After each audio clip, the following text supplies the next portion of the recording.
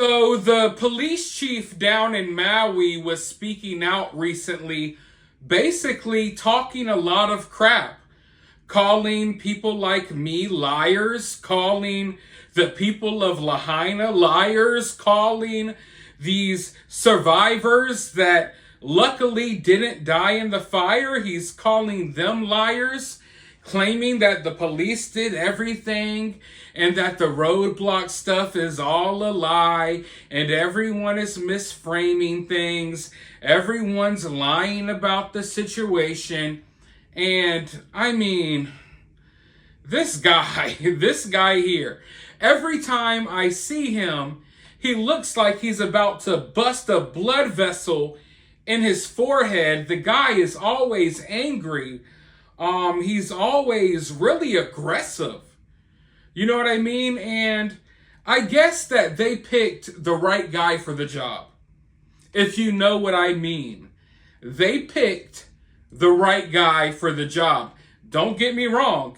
I don't think he's a good police chief, but I do think that he's good at intimidating some of these journalists down there who are questioning him. The way he comes across is always really aggressive, sometimes sarcastic, really combative. And I honestly think that he intimidates some of the people down there.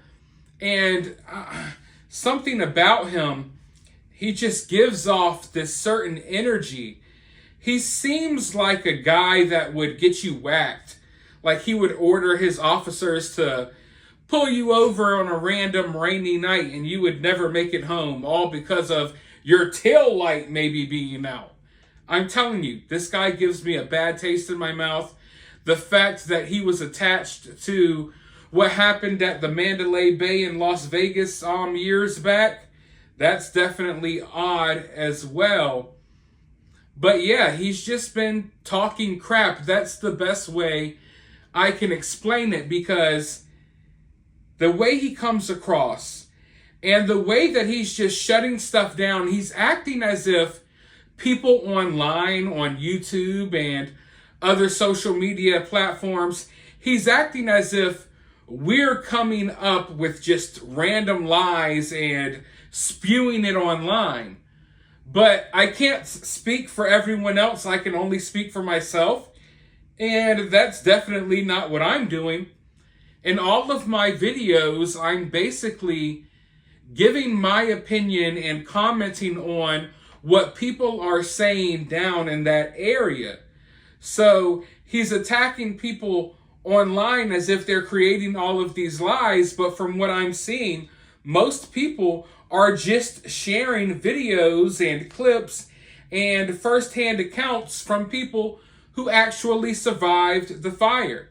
So he's claiming that they're all lying about police putting forth an effort to make sure that they couldn't escape, yet everyone on the ground is telling a different story. We've seen plenty of evidence. We've seen videos. We've seen photos.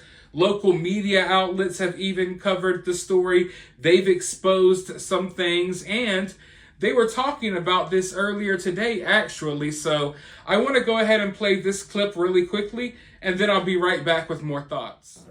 Before the Maui Police Commission, Chief of Police John Pelletier said, for folks to say that we weren't doing everything to get people out is a lie.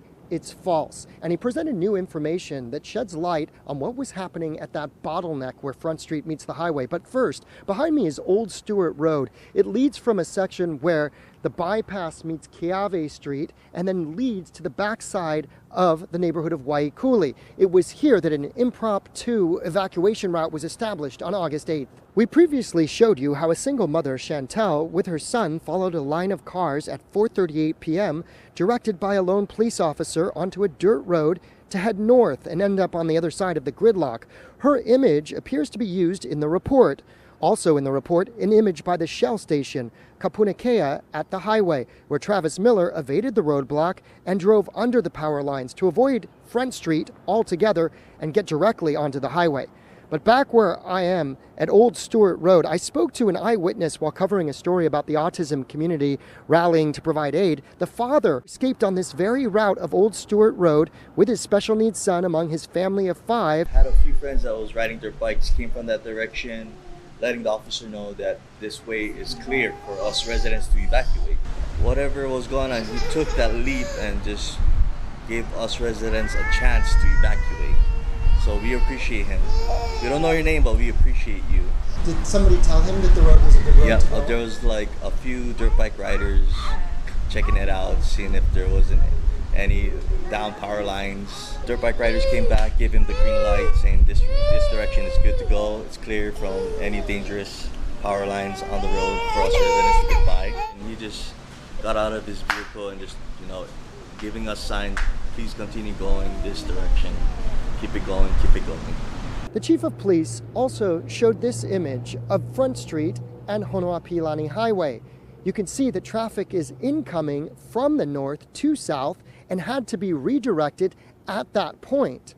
Green arrows indicate officers trying to get the traffic from both the highway and Front Street into the northbound lanes. And at this point, some in-government agencies are reaching out to us to provide more information about the emergency action plan that should have been carried out on August 8th. We're going to have more in future broadcasts. Reporting from Lahaina, Jeremy Lee, KITV4 Island News. Now, I want to give credit where credit is due.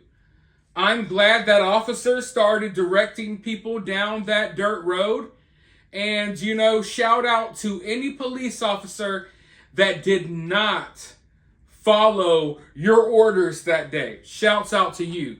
But the rest of these cops that blocked these people from escaping, I don't have any sympathy for them at all. But you see, the police chief is trying to use this as an example that police were doing everything they could to help. They weren't blocking stuff, but that's really not the case. I mean, the police were blocking this dirt road, and it took random people on dirt bikes to drive down the dirt road to come back and tell the police, hey, this is clear. There's no power lines on this dirt road. Why are you blocking this road? So then they opened up the road for people to leave. Now, my question is, why were police blocking this escape route in the first place? And my next question is, why did it take random people on dirt bikes to figure out that there were no power lines and there was no danger down this road?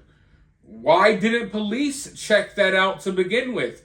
Before you block escape routes, maybe make sure they're dangerous first. But this goes to show how things were happening in that area. Officers were blocking roads without even knowing if there was danger or not, without even knowing were there down power lines or not. They were just following orders, blocking random roads, blocking random escape exits, blocking random evacuation routes. They were just blocking these roads, not even really knowing why. Because if the police had just drove down the dirt road for 5 minutes like the dirt bikes, maybe they would have seen that the road was clear and hundreds of more people could have escaped. But they didn't, because they weren't really doing their jobs. They were following basic, idiotic, stupid orders. But I'm really thankful for these people on these dirt bikes. They probably saved hundreds of people, maybe even more, and they might not even realize it. They single-handedly did more than the cops that day. You know what I mean? And that's so sad. It's so sad. But like I said, I want to give credit where credit is due, but at the same time, we're not going to let the police chief use random examples like this to show that everyone was doing their job and that no one was blocking people from leaving, when we've already seen tons of examples of cops blocking people from escaping. And we have one random story about how random people, not police, but random people, went down a blocked road and realized that it was a safe escape route. Just like basically all of the other roads. because the power lines, from everything I've seen, they were not active. They were dead. People could have drove through. But it is what it is. The situation already happened. We can keep talking about what decisions should have been made, but it's not going to change anything. But for right now, I do think that we need to keep focusing on this story, because the powers that be and the officials in the area, they're trying to get away with this. And it's basically already being memory holed. When you get to the point that the police chief feels confident enough to call people liars after they just survived the deadliest fire in American history, that's how you know that the mainstream media isn't paying attention anymore. If they were, I doubt he would be saying these things. Let me know your thoughts, though, down below. While you're down there, hit the thumbs up, hit that subscribe, ring that notification bell, and I'll talk to you all very soon in the next video.